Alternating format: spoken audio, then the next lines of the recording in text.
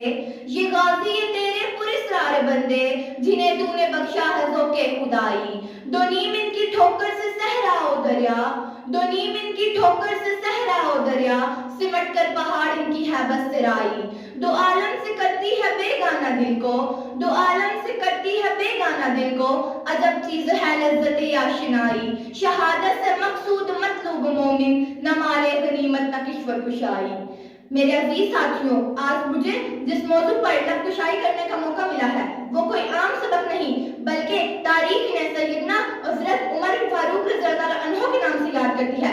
جی ہاں، وہی عمر جس کے بارے میں میرے اور آپ کے آقا نبی کریم صلی اللہ علیہ وآلہ وسلم نے ارشاد فرمایا کہ اگر میرے بعد کوئی نبی ہوتا تو وہ حضرت عمر رضی اللہ عنہ ہوتے.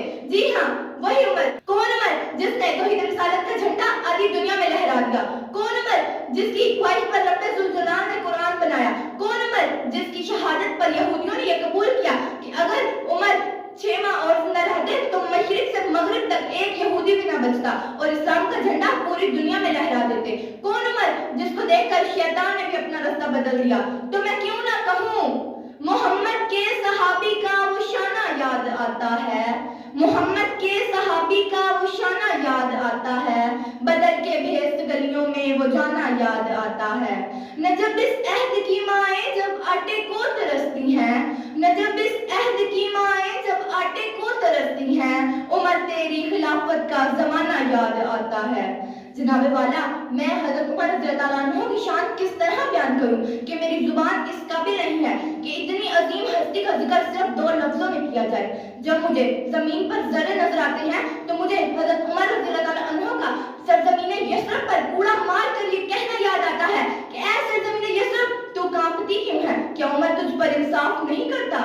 جناب والا، جب میں بھوک اور پیاس سے سکتے بچوں اور ماں کو دیکھتی ہوں تو مجھے حضرت عمر رضی اللہ عنہ کا دور خلافت یاد آتا ہے کہ فراق کے کنارے ایک کتا بھی بھوک سے مر گیا تو اس کا بھی حساب حضرت عمر رضی اللہ عنہ سے لیا جائے گا.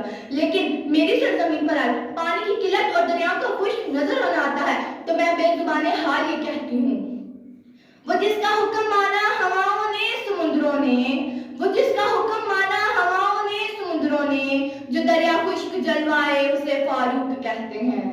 صدر علی وقار، جو جنگ کا میدان دیکھنا ہو تو میں آپ کو حضرت عمر رضی اللہ عنہ کی شجاعت دکھاتی ہوں.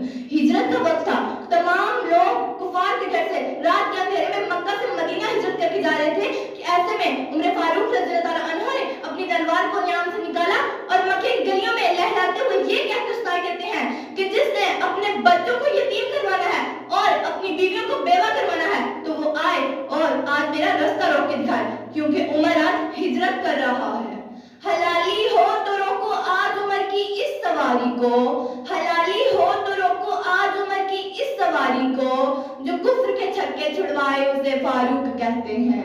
عزت ماں، ویسے تو عمر کی مثال بیان کرنے کے لیے یہ زندگی ناکافی ہے. ان کا جذبہ ایمانی اور جوش و ولولہ کسی چیز سے پوشیدہ نہیں ہے اور ان کی زندگی ہمارے لیے مشق راہ ہے.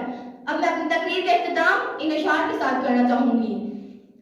تقاضا ہے کہ پھر دنیا میں شان حق حویدہ ہو، تقاضا ہے کہ پھر دنیا میں شان حق حویدہ ہو، عرب کے ریگزاروں میں کوئی عمر پیدا ہو. بڑا چرچا ہے پھر سے جہاں میں کفر و باطل کا، بڑا چرچا ہے پھر سے جہاں میں کفر و باطل کا، کوئی فاروق پھر اٹھے تو حق کا بول والا ہو. شکریہ.